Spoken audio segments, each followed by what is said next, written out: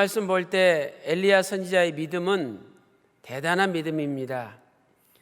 그 당시에 아합 왕은 폭군 중에 폭군인데 아합 왕에게 찾아가서 내 말이 없으면 수년 동안 우로가 내리지 아니하리라 하나님의 말씀을 선포했습니다. 열왕기상 17장 1절에 말씀하고 있죠. 그리고 나서 다시 엘리야 선지자에게 하나님의 말씀이 임하였다고 2절에 말씀하고 있습니다. 하나님의 말씀은 무엇이었습니까? 엘리야 선지자를 향해서 너는 여기서 떠나 요단 앞 그리시네가로 가서 숨으라는 말씀이었습니다. 열왕기상 17장 3절에 기록되어 있죠. 그리고 엘리야 선지자는 이 하나님 말씀에 즉시 순종을 했습니다. 열왕기상 17장 5절 말씀 보니까 곧 가서 저가 여호와의 말씀과 같이 곧 가서 이렇게 기록하고 있습니다. 엘리야 시대의 아합 왕은 어떤 사람이었습니까? 그는 다른 어떤 왕들보다도 하나님 앞에 엄청난 악을 행했습니다. 바알을 숭배하고 아세라 목상을 숭배했죠.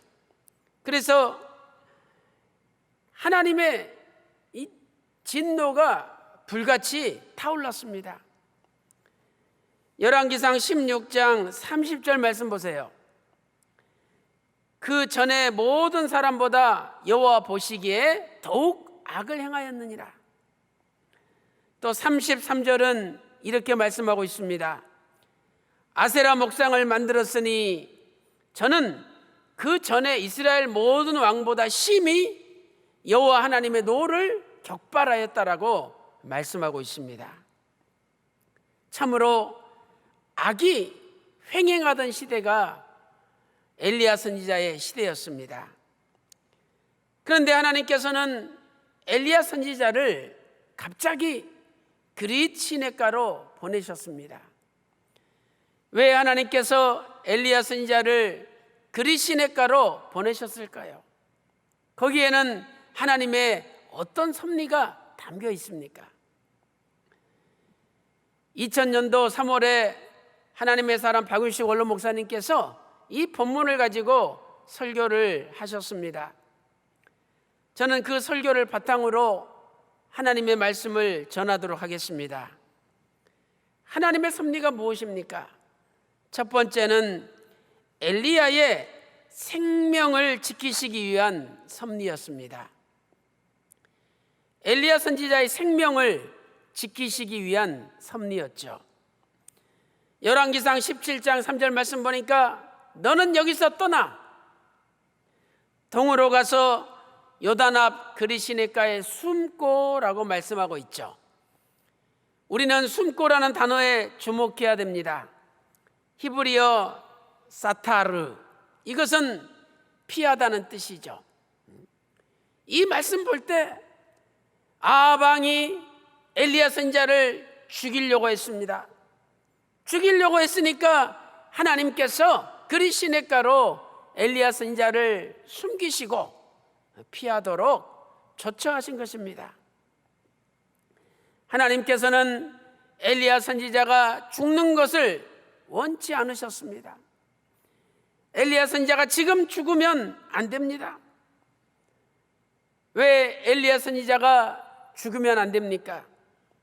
첫 번째로 엘리야에게는 많은 사명들이 남아있기 때문이죠.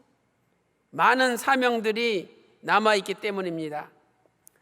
열왕기상 18장에 보면 갈멜산에서 엘리야 선지자가 850명의 거짓 선지자들과 대결하는 장면이 나옵니다. 열왕기상 18장 19절 말씀 보니까 바알 선지자 450명, 아세라 선지자 400명, 합쳐서 850명과 엘리야 선지자가 대결을 해야 합니다. 하나님께서는 거짓 선지자들의 제단에는 아무런 응답을 하지 않으셨습니다. 그리고 엘리야 선지자의 제단에 불러 하나님의 살아계심을 응답해 주셨습니다.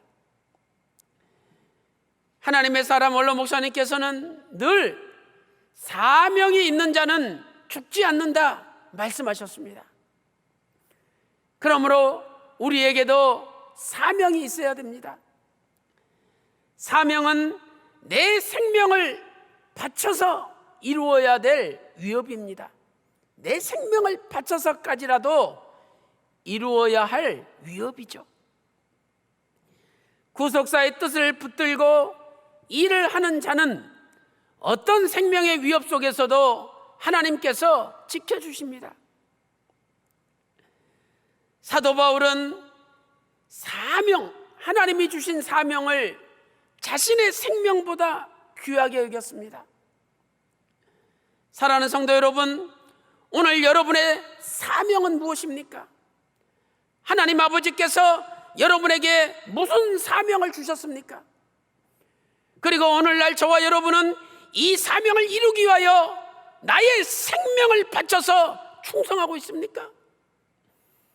내가 내 가슴에 손을 얹고 내 양심에 부끄럽지 않게 나는 아버지 주신 사명을 이루기 위하여 생명을 바치고 있다 자부할 수가 있습니까? 사명을 생명보다 귀하게 여기는 자는 반드시 하나님께서 지켜주시고 보호해 주십니다. 피난처로 하나님이 이끌어 주십니다. 사도행전 20장 24절 말씀 보세요. 나의 달려갈 길과 주 예수께 받은 사명, 은혜의 복음을 증거하는 일을 마치려 하면은 나의 생명을 조금도 귀한 것으로 여기지 아니하노라 사도 바울은 고백하고 있습니다. 오늘 이 고백이 우리의 고백이 되어야 합니다. 우리도 아버지 맡겨주신 사명을 내 생명보다 귀하게 여겨야 됩니다. 하나님께서 주신 사명을 이루기 위하여 일사가고 순교 정신으로 충성할 때에 반드시 하나님께서 그분을 지켜주시고 보호해 주시는 것입니다. 두 번째, 엘리야가 왜 죽어서는 안 됩니까? 두 번째는 엘리야는 변화되어야 하기 때문입니다. 하나님께서 엘리야를 변화시키기로 이미 작정하셨습니다. 변화되어야 하기 때문에 엘리야는 죽을 수 없는 거죠. 그래서 엘리야와 엘리야 선지자를 보호하기 위하여 아합과 이세벨의 시퍼런 사슬에서 하나님께서 엘리야 선지자를 보호해 주신 거죠. 엘리야는 훗날 요단강에서 신령한 몸으로 변화되어 하늘로 승천했습니다. 열왕기하 2장 11절 말씀 보세요. 호련히 불수레와 불말 두 사람 엘리야와 엘리사를 떨어뜨려 놨죠. 그리고 엘리야만 회리바람을 타고 하늘로 승천했다. 열왕기하 2장 11절에 말씀하고 있습니다. 사랑하는 성도 여러분, 오늘 우리는 코로나19로 인하여 교회에 나와서 직접 예배 드리지 못하고 각자의 처소에서 예배를 드리고 있습니다. 그러나 오늘 예배 드리는 바로 그곳이 여러분의 신령한 그리시네가로 믿으시기 바랍니다. 하나님께서 그리시네가에서 엘리야 선지자를 지켜주시고 보호해 주신 것처럼 오늘도 여러분을 지켜주시고 보호해 주십니다. 그리고 여러분에게 나에게 맡겨주신 사명을 감당하기를 원하십니다. 오늘 이 말씀 듣고 마음에 깊이 각성하시고 다시 한번 아버지께서 맡겨주신 사명, 구속사의 귀한 사명 이루기 위하여 생명 바쳐 충성하겠다고 결심하는 저와 여러분이 다 되시기를 주님의 이름으로 축원합니다. 두 번째, 어떤 섭리가 있습니까? 두 번째는 엘리야를 훈련시키기 위한 섭리였습니다. 하나님께서는 엘리야 선지자를 훈련시키기 위하여 그리 시냇가로 인도하신 것입니다. 그리 시냇가는 험난한 계곡입니다. 시냇가 히브리어로 나할이라는 단어죠. 나할. 이것은 와디입니다. 와디는 우기 때는 엄청나게 물이 급하게 흘러가는 깊은 계곡입니다. 그러나 건기 때는 물이 다 말라 쩍쩍 갈라지는 곳이 와디입니다. 그래서 인적이 드뭅니다. 하나님께서는 엘리야 선지자를 와디로 그리 시냇가로 인도하셔서 오직 하나님만 쳐다보면서 하나님만 의지하면서 살기를 원하셨습니다. 엘리야 선지자는 하나님의 말씀을 묵상하며 하나님께 기도하였습니다. 앞으로 엘리야 선지자가 더 큰 사명을 감당하기 위하여 훈련을 받아야 했던 것입니다. 하나님께서는 엘리야 선지자에게 어떤 훈련을 시키셨습니까? 첫 번째로 하나님만 의지하는 훈련입니다. 하나님만 의지하는 훈련. 우리는 돈도 의지하고 권력도 의지하고 나의 지식과 경험, 나의 잘남을 의지합니다. 때로는 우리는 의사를 의지하고 또 사람을 의지합니다. 그러나 하나님께서는 그리 시냇가에서 오직 살아계신 하나님만 의지하기를 원하신 것이죠. 하나님께서 매일 까마귀를 명하여 떡과 고기를 엘리야에게 공급해 주셨습니다. 열왕기상 17장 6절 말씀 보세요. 17장 6절 말씀 보니까 까마귀가 아침에도 떡과 고기를, 또 까마귀들이 저녁에도 떡과 고기를 가져왔습니다. 열왕기상 17장 4절 말씀 보니까 하나님께서 까마귀를 명할 때 까마귀들이 오는 것입니다. 하나님께서 명령하지 않으면 까마귀가 오지 않습니다. 그러므로 엘리야 선지자의 생명은 전적으로 하나님 손에 달린 거죠. 그래서 엘리야는 매일매일 하나님을 의지한 겁니다. 까마귀가 조금만 늦게 와보세요. 아무것도 먹지 못합니다. 그러니 당연히 하나님 까마귀 좀 보내주세요. 다시 기도할 거 아닙니까? 엘리야 선지자는 하나님을 의지하되 매일매일 하나님을 의지하였던 것입니다. 하나님께서 엘리야 선지자를 그리 시냇가로 인도하셨는데 그리 시냇가는 어디에 위치하고 있습니까? 열왕기상 17장 3절 말씀 보니까 요단 앞 그리 시냇가라 이렇게 말씀하고 있죠. 이 앞이라는 단어는 히브리어로 파님, 얼굴을 뜻합니다. 방위적으로 볼 때는 동쪽이죠. 이스라엘 사람들은 동쪽에 얼굴을 쳐다보고 그 다음에 그것을 기준으로 해서 동서남북 방향을 결정합니다. 공동 번역이나 바른 성경에서는 요단 동편 그리 시냇가라 이렇게 말씀하고 있습니다. 하나님은 분명히 요단강을 건너 동쪽으로 엘리야 선지자를 인도하셨습니다. 그곳은 어떤 곳입니까? 과거에 이스라엘 백성들이 광야 40년 동안 날마다 하나님께서 만나와 메추라기를 공급해 주심으로 살 수 있었던 곳입니다. 출애굽기 16장 13절 보니까 하나님께서 저녁에는 메추라기, 그리고 이슬이 마른 후에 만나를 주셨지 않습니까?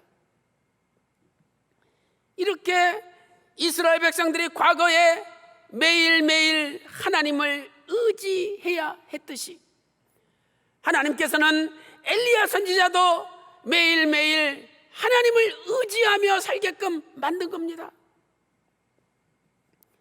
오늘 우리가 아무것도 부족함이 없이 풍족하게만 산다면 하나님 의지하겠습니까?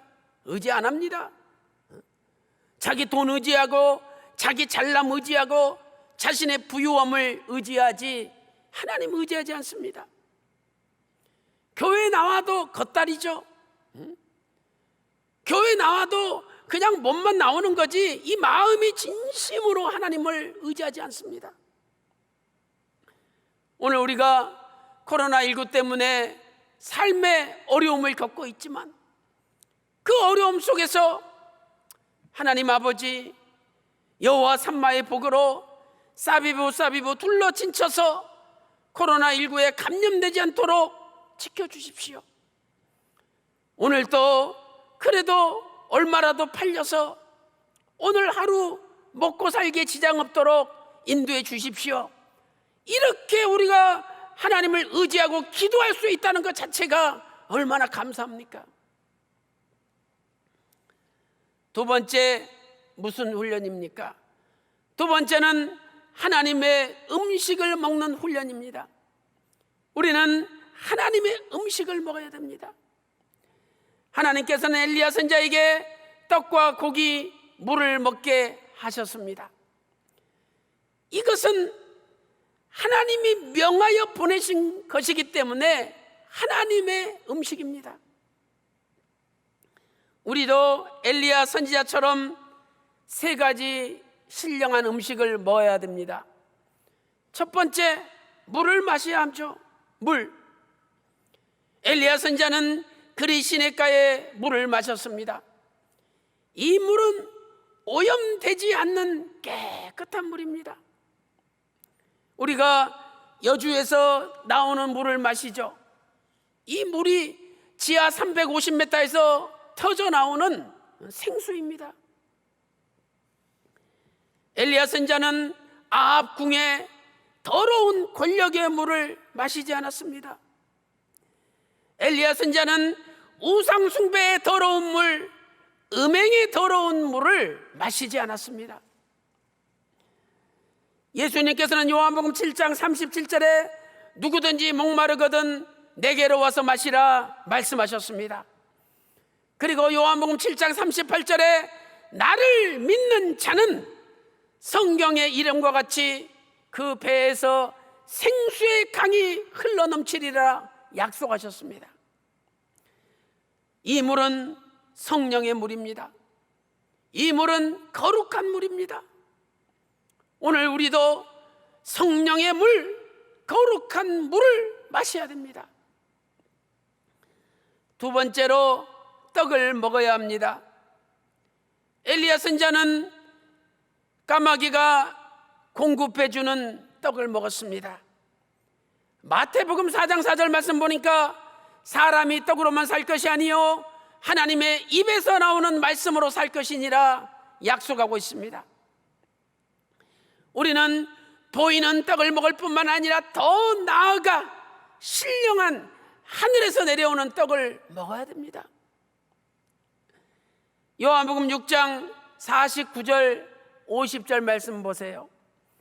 너희는 광야에서 만나를 먹어도 죽었거니와 내가 주는 떡을 먹으면 영원히 죽지 아니하리라. 나는 하늘에서 내려온 떡이라고 선포하셨습니다. 51절에는 나는 하늘로서 내려온 산 떡이니 사람들이 이 떡을 먹으면 영생하리라 선포하셨습니다. 사랑하는 성도 여러분, 코로나19 가운데 우리는 어떤 떡을 먹고 있습니까? 우리는 하늘에서 내려오는 산 떡을 먹어야 됩니다.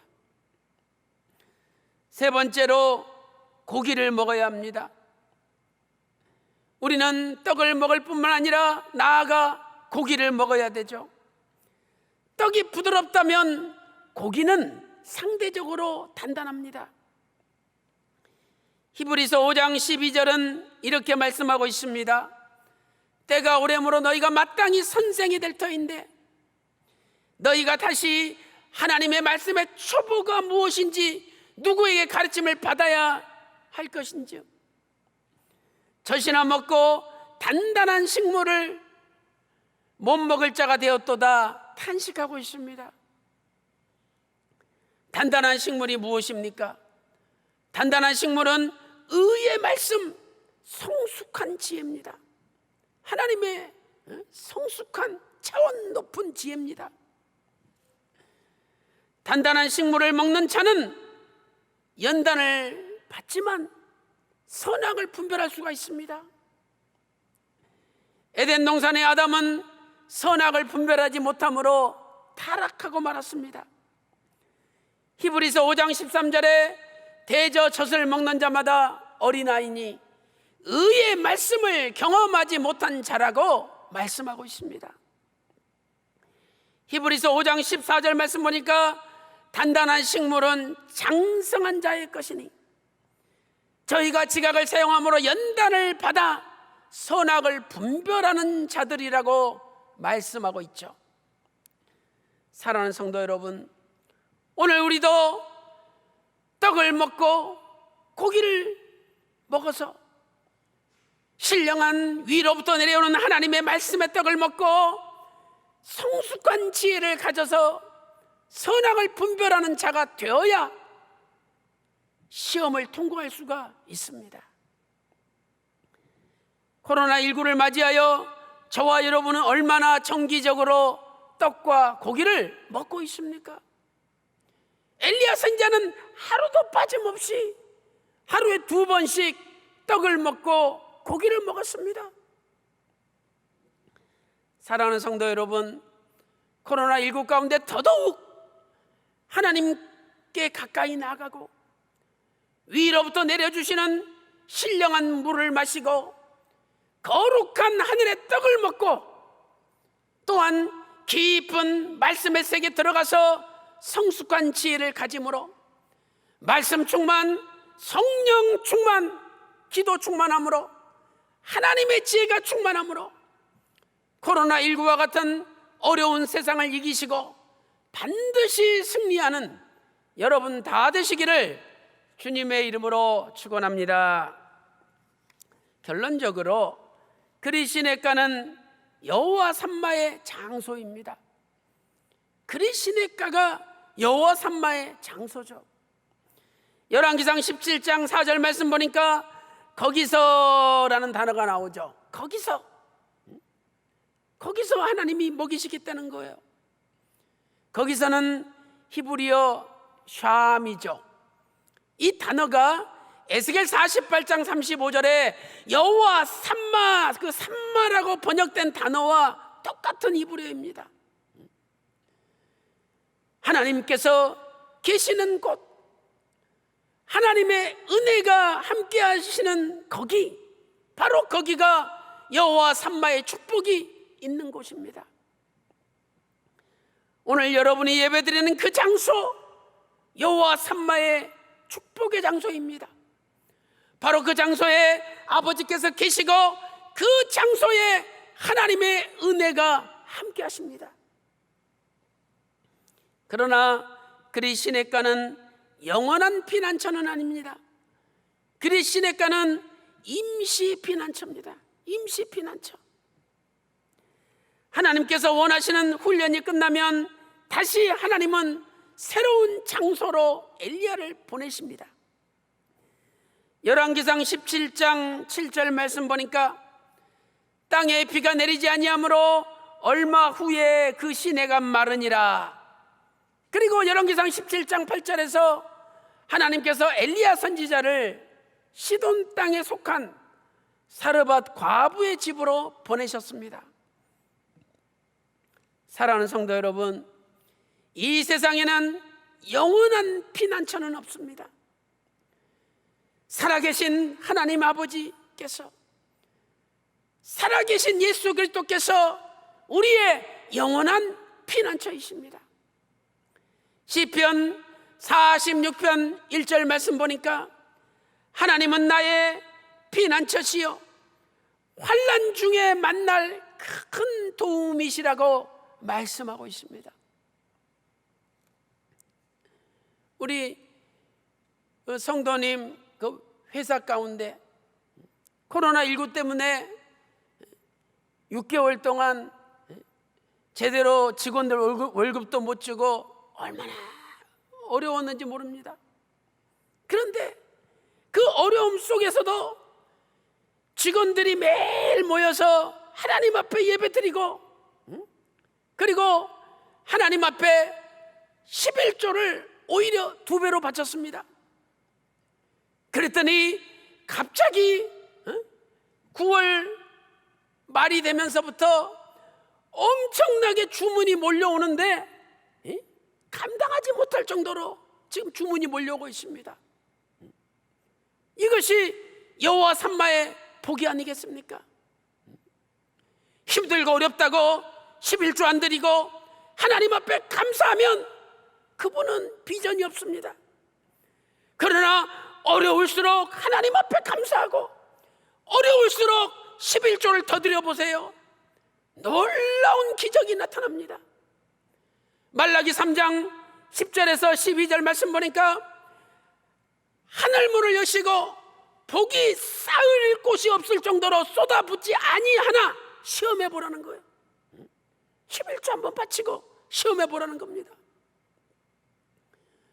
어려울 때 11조를 2배로 바쳤더니 하나님께서 감당하지 못할 정도로 엄청난 갑자기 회사가 잘 되는 거예요.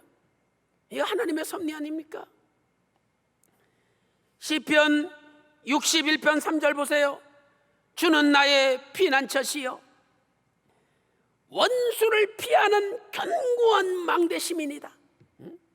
원수도 피할 수 있는 견고한 망대가 되어 주신대요. 이 하나님께서 코로나19를 피할 수 있는 견고한 망대가 되어 주실 줄로 믿습니다. 앞으로 세상 종말에 닥칠 환난은 코로나19와 비교할 수도 없는 엄청난 환난입니다. 스가랴 13장 8절 9절 말씀 보세요. 이 온 땅에 환난이 임하는데 3분의 2가 죽는데요. 코로나19로 죽은 사람이 현재까지 약 100만 명입니다. 지구 인구가 80억인데 3분의 2면 50억이 넘습니다. 50억이 넘는 사람이 한꺼번에 죽는 거예요. 그리고 3분의 1이 남는데 또 그 3분의 1도 은같이 연단하며 불같이 시험하겠다. 스가랴 13장 8절 9절에 기록되어 있습니다. 이 말씀이 하나님의 말씀 아닙니까? 그렇다면 이 코로나19 100만 명 죽는 코로나19 가운데 벌벌 떨면서 믿음을 다 저버리는데 마지막 엄청난 환난이 닥치면 어떻게 살아남겠습니까? 그래서 우리는 하나님의 훈련이라고 믿고 이 훈련 속에 하나님만 의지하고 이 훈련 속에 하나님이 주시는 양식만 먹고 사는 훈련을 해야 됩니다. 엘리야 선지자가 이 엄청난 훈련을 이기고 마침내 요단강에서 신령한 몸으로 변화되었듯이 마지막 나팔에 주님 재림하셔서 우리가 변화되는 그날이 도래할 것 아닙니까?